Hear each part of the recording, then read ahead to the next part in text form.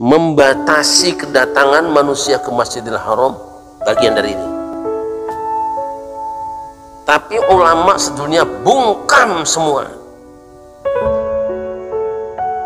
Ketika Allah perintahkan orang naik haji, wajib haji, sudah bayar, sudah lunas, badan sehat, masih ada satu lagi yang tidak pernah disyaratkan oleh Rasulullah, waiting list 30 tahun. Kalau kita mau ekstrim, ini perbuatan mirip-mirip menyerupai perbuatan orang kafir. Kenapa? Membatasi orang Islam untuk datang di rumah Allah, Masjidil Haram. Kalau tidak mampu, serahkan urusan Masjidil Haram pada umat Islam seluruh dunia. Jangan satu kerajaan. Kok tidak mampu umat Islam urus jamaah haji cuma 2 juta aja? Bagaimana mau bikin khilafah urus dunia 2 juta aja nggak mampu? Jangan sampai rumah Allah kayak teman wisata, hotel, bongkar semua hotelnya.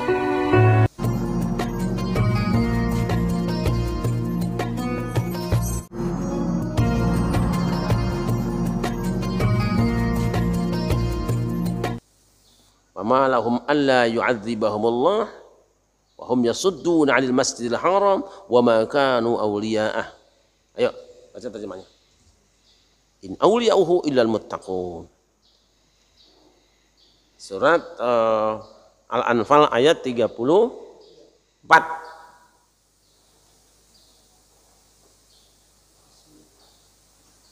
Bismillahirrahmanirrahim. Dan mengapa Allah tidak menghukum mereka padahal mereka menghalang-halangi orang untuk mendatangi Masjidil Haram, dan mereka bukanlah orang-orang yang berhak menguasainya. Orang-orang yang berhak menguasainya hanyalah orang-orang yang bertakwa, tetapi kebanyakan mereka tidak mengetahui. Shadaqallahul azim. Ini baru pindah. Tadi kan bagaimanapun mereka melakukan kesalahan, kalau ada Muhammad gak akan disiksa oleh Allah. Tapi ada sekelompok orang, wa ma lahum alla yu'adzibahumullah wa hum yasudduna 'anil masjidil haram wa ma kanu awliya'ah. Bagaimana Allah tidak akan menyiksa mereka sedangkan mereka menghalang-halangi manusia dari masuk Masjidil Haram, dan mereka bukan wali-wali Allah, bukan orang yang dikasihi Allah. Ini kalau ekstrim sekarang, membatasi kedatangan manusia ke Masjidil Haram bagian dari ini. Tapi ulama sedunia bungkam semua. Ketika Allah perintahkan orang naik haji, wajib haji, sudah bayar, sudah lunas, badan sehat, masih ada satu lagi yang tidak pernah disyaratkan oleh Rasulullah, waiting list 30 tahun. Kalau kita mau ekstrim, ini perbuatan mirip-mirip menyerupai perbuatan orang kafir. Kenapa? Membatasi orang Islam untuk datang di rumah Allah, Masjidil Haram. Tidak bisa dibiarkan. Ini jelas-jelas menghalangi orang menegakkan syariat, tapi bungkam semua orang. Diam semua. Alasannya apa? Hotel. Zaman Rasulullah tidak ada hotel. Sampai tahun 50-an belum ada hotel orang bisa naik haji.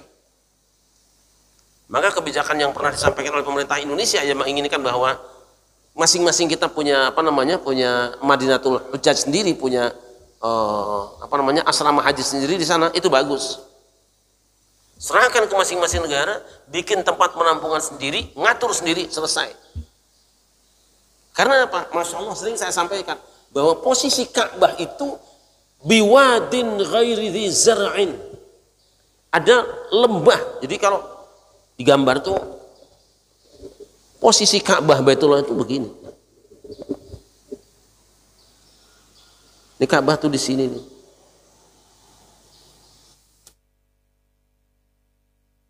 Kalau sekarang kita paling cuma segini yang tawaf. Besok bisa tambah lagi.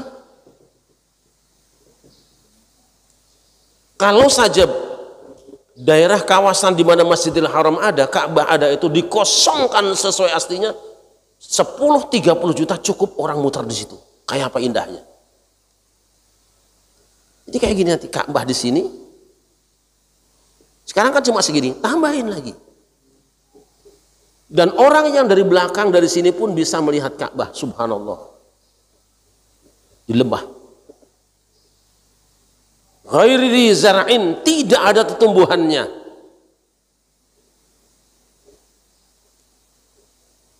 Saya tidak ingin ekstrim mengatakan bahwa yang berkuasa di sana itu menghalangi orang-orang Islam untuk ke Masjidil Haram. Masih punya alasan lah, bahwa alasannya tidak cukup. Kalau tidak mampu, serahkan urusan Masjidil Haram pada umat Islam seluruh dunia. Jangan satu kerajaan. Ini tidak boleh dikuasai oleh kerajaan. Dia harus dikelola oleh umat Islam seluruh dunia. Bayangkan sekarang kita ada yang nunggu sampai 30 tahun ya. Ustaz Taufik berapa tahun? 25 tahun. Sekarang 45. Nanti ada peraturan, tidak boleh lewat usia 60 tahun.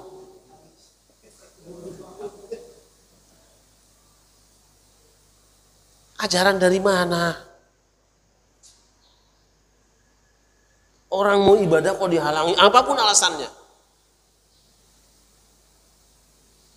Berarti sekarang sudah tutup pendaftaran kan? Haji sudah tidak menerima pendaftaran. Karena yang daftar hari ini pun nunggu 30 tahun. Nutup. Wah, kita tidak akan tahu apa yang terjadi. Ketika pendaftaran ditutup, kemudian tiba-tiba tidak ada yang daftar sekian tahun, pas orang yang waiting list itu kena bencana, tidak ada semua. Bisa kosong apa? Bisa kosong.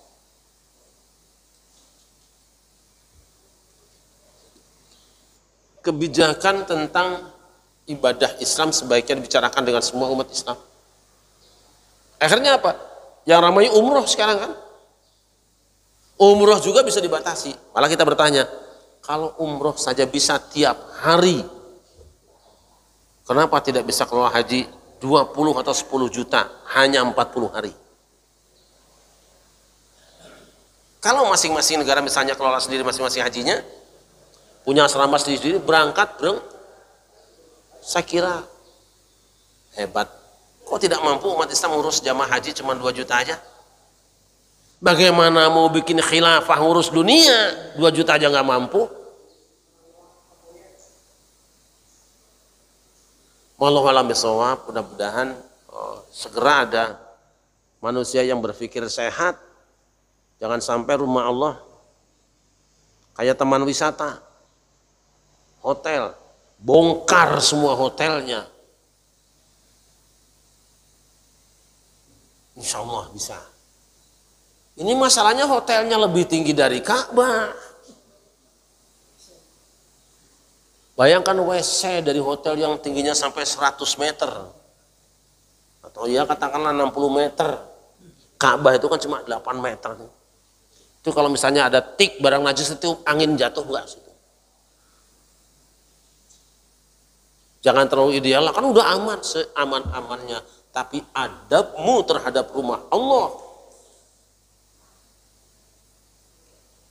Belum lagi di bawahnya kelilingnya WC semua.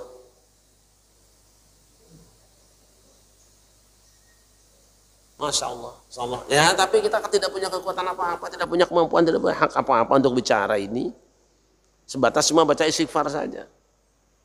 Masuk sih, negara sehebat itu tidak mampu kelola untuk menarik orang sebanyak ya 3 juta. Sekarang Ka'bah itu penuh bangunan. Kita bangga lihat bangunannya, benar, senang. Senang kita melihat masjidnya, senang sekali. Tetapi harus berpikir ulang. Ketika sekarang sudah mulai padat dengan jamaah sesak seperti itu, jangan pula tambahin hotel gedung-gedung yang tinggi. Di orang yang seberang sana nggak bisa melihat di dalam masjid, minimal melihat masjidnya lah. Walaupun sholat ya sah-sah saja. Sholat itu apa namanya, pahalanya masih sebut di Baitullahil Haram. Kalau masih di kota Mekah, sholat menghadap Mekah juga sah. Tidak harus melihat langsung ke titiknya.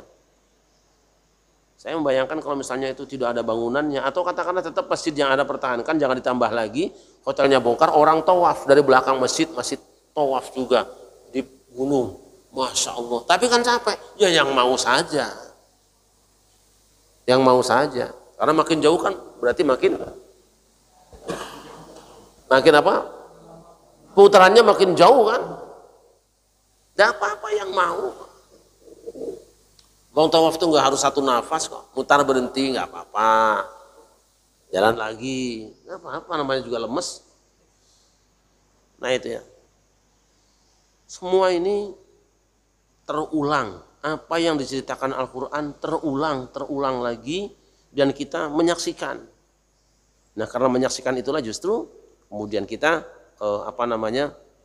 jadi makin yakin akan benarnya Al-Quran. Mudah-mudahan kita tidak termasuk di antara orang yang sok membela Islam tapi nggak ngerti Islam, yang pada akhirnya malah menista Islam.